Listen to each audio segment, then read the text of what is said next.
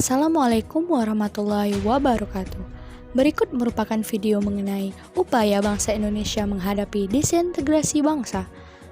Pemberontakan PKI Madiun tahun 1948. Ada banyak sekali partai yang bermunculan setelah adanya proklamasi gerakan kemerdekaan. Partai tersebut dibentuk dan punya kader sendiri, baik itu dari golongan sosialis ataupun partai yang berasal dari golongan kiri. Sedangkan titik awal mulanya terbentuknya Partai Komunis Indonesia atau PKI yaitu karena adanya penandatanganan dan pengesahan perjanjian Renville, di mana negara Indonesia sangat gak diuntungkan dengan adanya perjanjian Renville tersebut. Itulah yang melatar belakangi adanya jatuhnya dan penetapan mosi gak percaya pada bulan Januari tahun 1948 buat kabinet Amir Syarifuddin. Makanya akhirnya Amir berpindah menjadi sebuah partai oposisi. Sampai pada tanggal 26 Februari 1948, partai oposisi dari Amir ini semakin diperkuat keberadaannya. Bahkan ada banyak kelompok kiri yang tergabung di dalamnya beserta penggabungan dengan Partai Sosialis 1948. Partai oposisi dari Amir ini semakin diperkuat keberadaannya. Bahkan ada banyak kelompok kiri yang tergabung di dalamnya beserta penggabungan dengan Partai Sosialis Indonesia atau PSI dan Pemuda Sosialis Indonesia atau Pesindo. Sedangkan dari kelompok kiri ini sendiri berasal dari PATU, Jawa Tengah yang terdiri dari golongan pasukan militer dan masyarakat sipil yang dinamakan kelompok diskusi PATU. Pemberontakan komunis terhadap pemerintahan Soekarno-Hatta Indonesia ini berasal dari Madiun, Jawa Timur pada bulan September 1948. Partai Komunis Indonesia atau PKI sudah dinyatakan ilegal oleh Belanda setelah pemberontakannya pada tahun 1926. Secara resmi didirikannya kembali pada tanggal 21 Oktober 1945 saat Indonesia merdeka yang diproklamasikan setelah Perang Dunia Kedua. Komunis melanjutkan kegiatan politik dan beberapa pemimpin mereka memegang posisi tinggi di pemerintahan Republik yang baru. Kemudian, pada bulan Januari 1948, pemerintah sayap kiri digantikan oleh satu yang dipimpin oleh Muhammad Hatta. Pemerintah Hatta berencana untuk mendemobilisasikan unit-unit gerilya tersebut di bawah kendali komunis. Komunis menantang program itu. PKI mempropagandakan pembentukan Front Nasional Komunis dan menyarankan unit-unit bersenjata untuk menantang demobilisasi. PKI juga mengkritik konsensi pemerintah Republik pada Belanda dalam perjanjian Renville pada tanggal 17 Januari 1948. Sedangkan para pemimpin komunis sedang melakukan propaganda. Seorang komandan komunis lokal di Madiun mengambil inisiatif pada 18 September 1948 dan merebut kekuasaan di Madiun. Para pemimpin komunis yang terkejut terperangkap oleh propaganda mereka sendiri dan tidak punya inisiatif selain mendukung pemberontakan.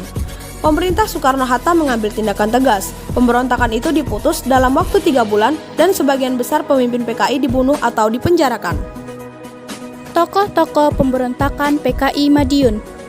Berikut ini ada beberapa tokoh-tokoh pemberontakan PKI Madiun, yaitu yang pertama, Dipa Nusantara Aidit atau DN Aidit.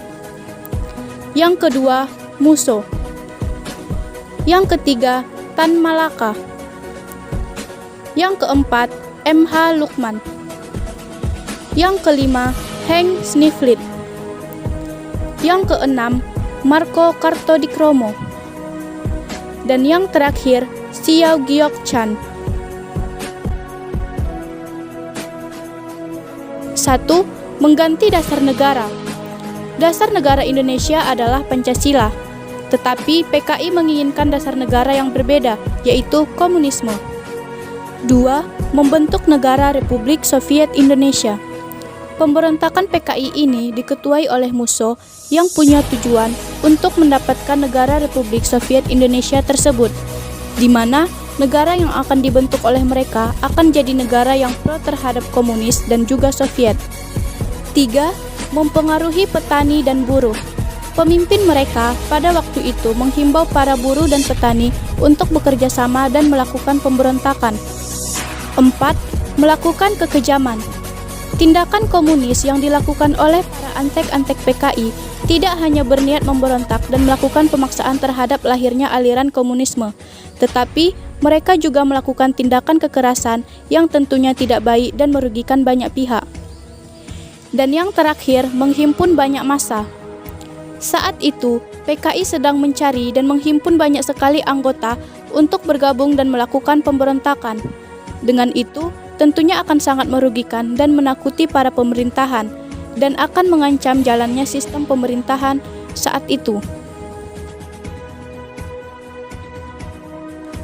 Akhir dari pemberontakan PKI Madiun. Walau aksi kekejaman dan pemberontakan itu sudah berlangsung, serta bisa melukai banyak rakyat aparat yang menentang mereka. Akhirnya, aksi tersebut bisa diredam dan juga dibubarkan. Apalagi setelah pemimpin mereka dikalahkan dan mereka akhirnya tidak mampu berkutik dan menyatakan kalah atas apa yang sudah mereka mulai sebelumnya.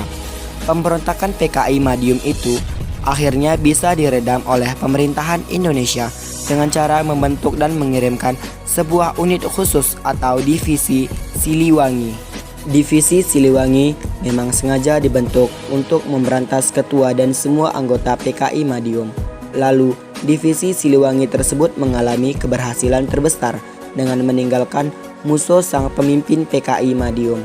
Namun, ada dua orang petinggi lainnya yaitu DN Aidit dan Lukman yang tidak bisa ditangkap saat penertiban sedang berlangsung. Ada banyak sekali dampak kekerasan dan kekejaman PKI yang membekas sampai saat ini.